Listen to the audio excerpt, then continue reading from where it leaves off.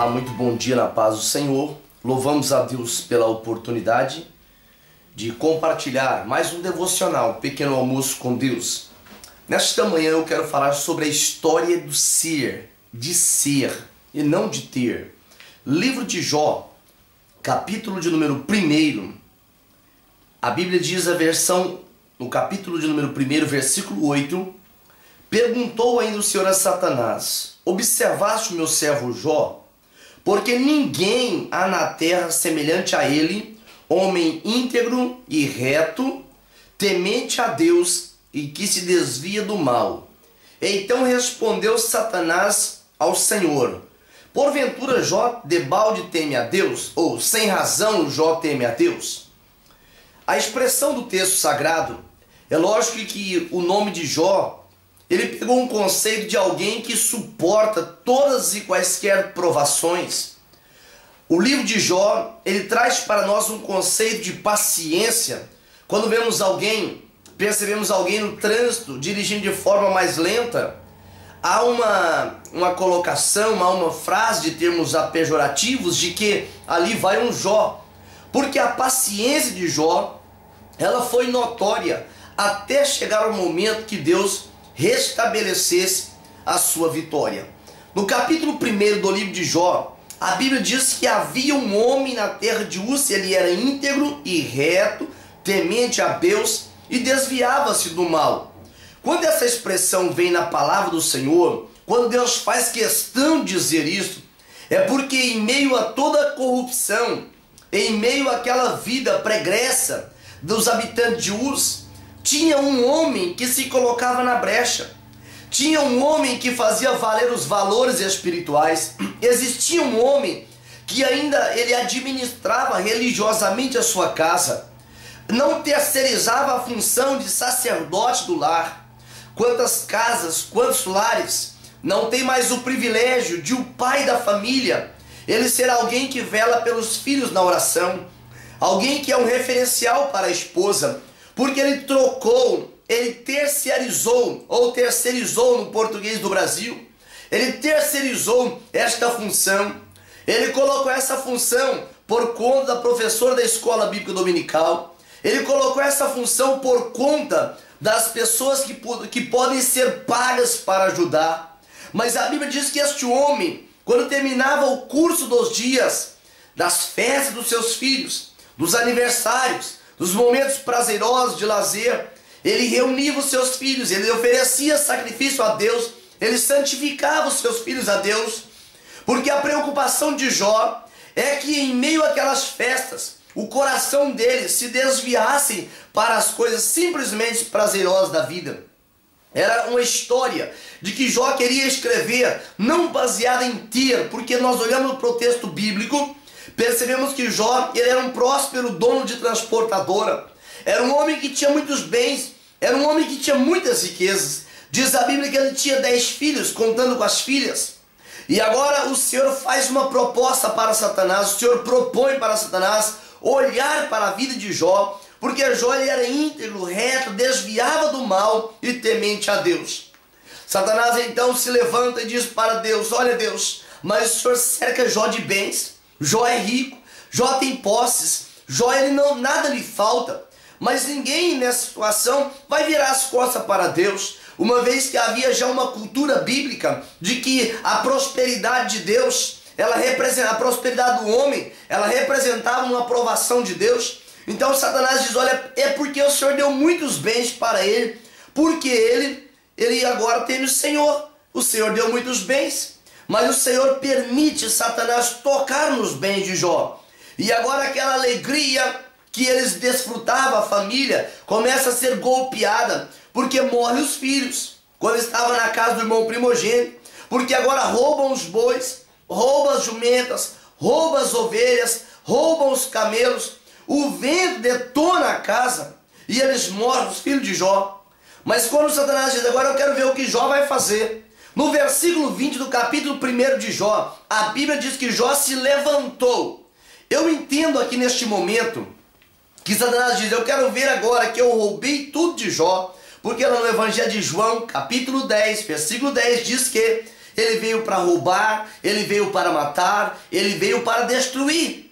Jó se levanta, rasgou o seu manto. Aquilo era um sentimento de desespero, era um sentimento de tristeza, era um sentimento de quebrantamento. Ele rapou a sua cabeça e lançou por terra e não reclamou. Diz a Bíblia que ele adorou. Ele diz: eu nu saí do ventre da minha mãe e nu voltarei. O Senhor deu, o Senhor tomou, bendito seja o nome do Senhor. Satanás não se deu por vencido. Satanás, ele não desiste. Esse infeliz não desiste. É por isso que o crente tem que ser perseverante. É por isso que nós temos que perseverar na oração. É por isso que precisamos perseverar na comunhão. É por isso que precisamos perseverar na meditação da palavra. É por isso que precisamos perseverar na integridade, na retidão, no temor ao Senhor.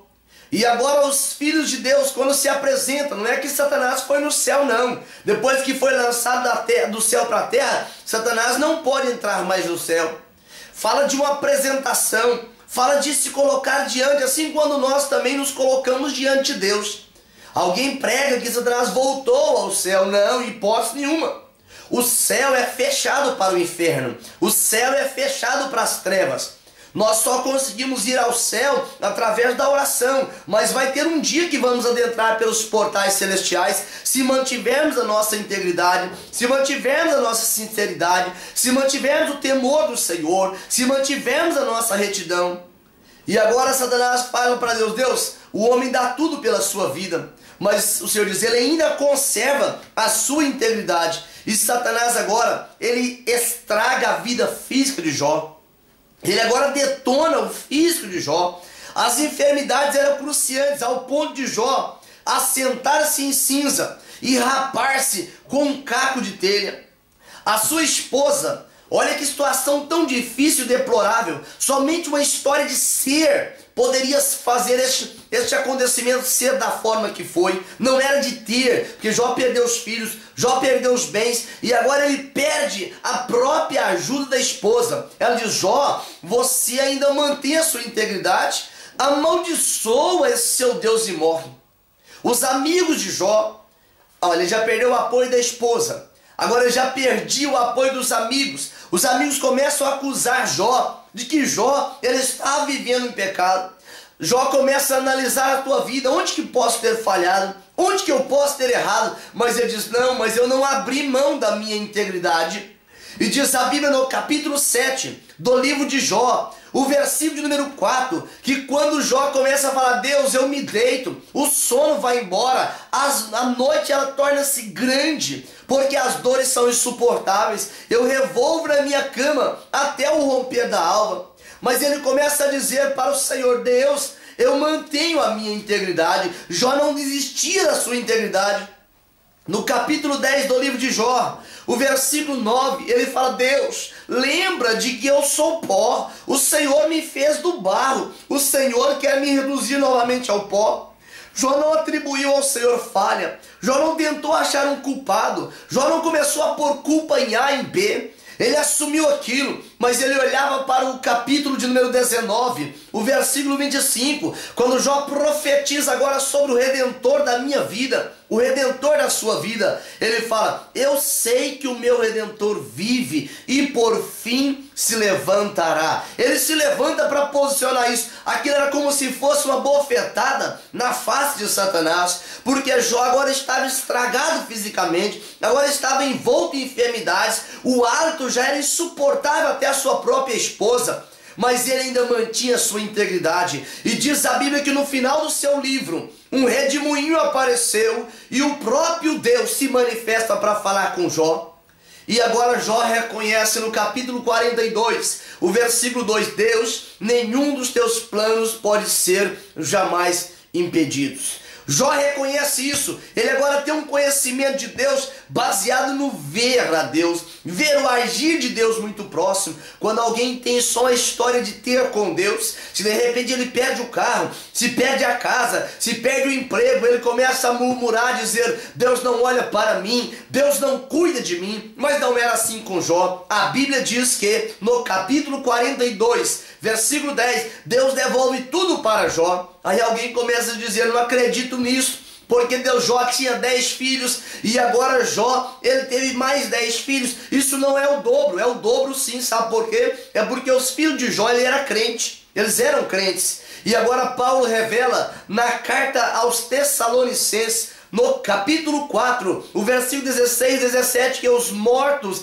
ressuscitarão primeiro. A última parte da profecia de Jó vai se cumprir quando Jesus chamar a igreja e os mortos ressuscitarem. Aí continua eternamente uma história de ser. Por isso que Deus reservou para a minha vida, a história que Deus escreveu para a minha vida, como diz o salmista no Salmo 139, não é uma história de ter ou não ter, é uma história de ser. O Senhor nos chamou para ser dele para sempre. A história que Deus reservou para nós é condicionada à obediência. A história de ser, ela sempre está atrelada à obediência. Por isso não abra mão de obedecer o Senhor, não abra mão de viver os princípios elevados, de ser um servo de Deus, mesmo que Satanás tenha proposto, mesmo que o mundo tenha colocado banquetes diante de si, mas vale a pena ser fiel até o final, porque a recompensa está naquele que ser fiel até o final, naquele que for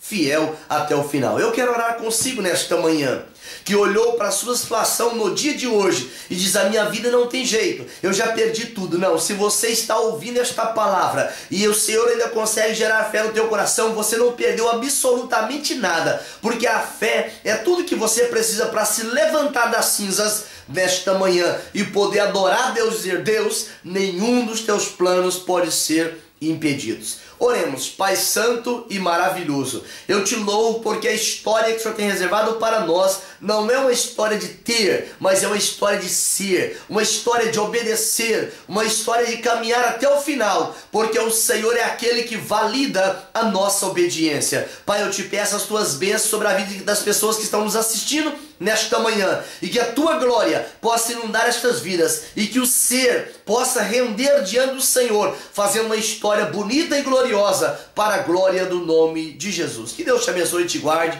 Tenha um dia abençoado por Deus.